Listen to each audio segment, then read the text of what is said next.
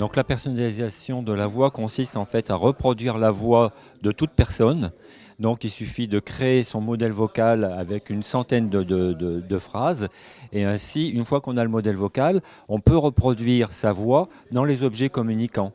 Donc un Google Home, par exemple, on pourrait lui donner différentes voix de la famille.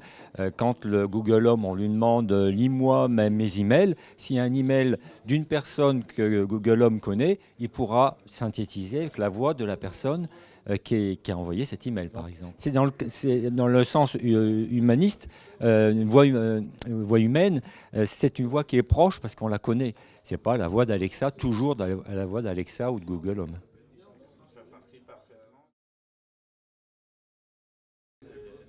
Oui, voilà, tout à fait. Et ça permet surtout oui, de rendre plus humain, d'être plus proche. La voix est plus proche de nous. Ce n'est pas une voix impersonnelle qui est la même que le voisin.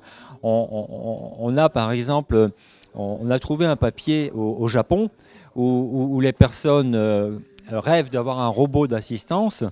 22 millions et demi de personnes au Japon rêvent d'avoir un robot d'assistance. Et ils posent déjà la question, mais moi je ne veux pas que mon robot ait la voix du robot du voisin. J'aimerais qu'il ait la voix d'une personne familière. Donc c'est ces personnes qu'on veut toucher.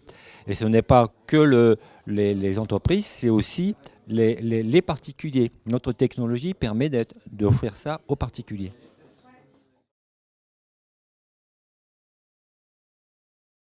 Les robots d'assistance vont servir dans le médical, mais on a un partenaire qui va sortir cette technologie dans 1 à 2 mois, qui consiste à redonner la voix à ceux qui vont la perdre, entre autres ceux qui ont un cancer ou une maladie de SLA.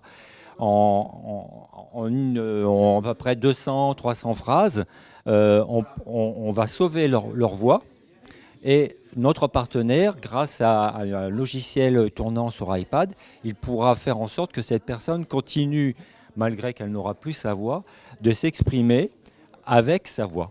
Alors, les usages sont très variés. Donc, le premier auquel on pense, c'est celui des jeux vidéo, où là, en réseau, je peux jouer, animer un personnage et avoir la voix du personnage, et cela en temps réel. Ça augmente énormément l'immersivité, puisque à l'image, on rajoute la voix. Pareil pour les casques de réalité virtuelle, si on joue ensemble et que vous avez un personnage qui sera une femme puisque vous êtes un homme, vous pourrez avoir la voix de la femme.